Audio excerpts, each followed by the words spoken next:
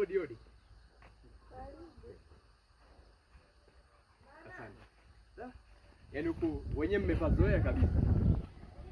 Ndio kwetu. Habari yako? Nzuri, karibu. Asante. Kwema? Kwema. Samani, kuna sehemu hapa nilikuwa nimenunua kiwanja, sasa mazingira ndio yananitatiza. Sasa sijui wapi. Unamjua nani? Reason? Nafahamu. Hivi anaishi wapi? Mtatu hapo nyuma. Umezunguka tu kidogo, unataka kupita hivi. Tena nipandishe juu tena kule. Sema tuachane nayo. Bana. Wewe ndo unakaa hapa? Yaani nyumba hii ndo unakaa wewe? Masiala hayo bana. Yaani na uzuri wote ndio unakaa nyumba hii? Ndio kwetu. Unajua nyinyi wanawake kuna vitu muhimu mnavikosa sana. Unajua wewe kwa uzuri ambao ulikuwa nao hupaswi kabisa ukae sehemu kama hii. Yaani wewe nikikuchukua na kupeleka zako town, sawa?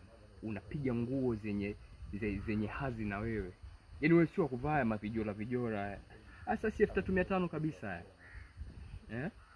Yaani wewe kupiga pamba, wewe mwanamke na ngai. Unajua mwanamke na ngai, yaani mwanamke fulani ambaye pande zote amekamilika, pande nne zote za dunia wewe una mtoto nyonyonyonyo, mtoto mashallah. Unaitwa nani kwani? Naitwa Faith. Faith. Umeolewa au mke wa mtu? Sijaolewa ila na mtu wangu. Una mtu wako? Mimi nimekupenda, sasa tunafanyaje? Sio hivyo bana. Mimi nimekuelewa. Wewe hizo habari za mtu wako wewe achana nazo, sawa? Mimi nitakupa maisha. Yaani wewe na kupiga ile Mungu aliyakatakata maumbo. Mimi ndo mkataji mwenyewe maumbo, sawa? Na kuweka katika level fulani ambayo mtu yote akikuangalia anaona yes, hii ndio type yake. Wewe sio kukaa kuchaka bana. Sawa Faith?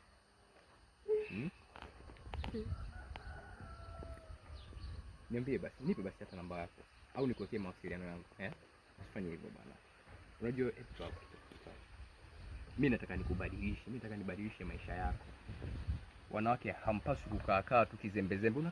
Unakaaje katika hii? Si banda yako huku hii. Yaani wewe inabidi uendeshe kigari chenye kueleweka. Sijui unanielewa? Sawa. Yeah.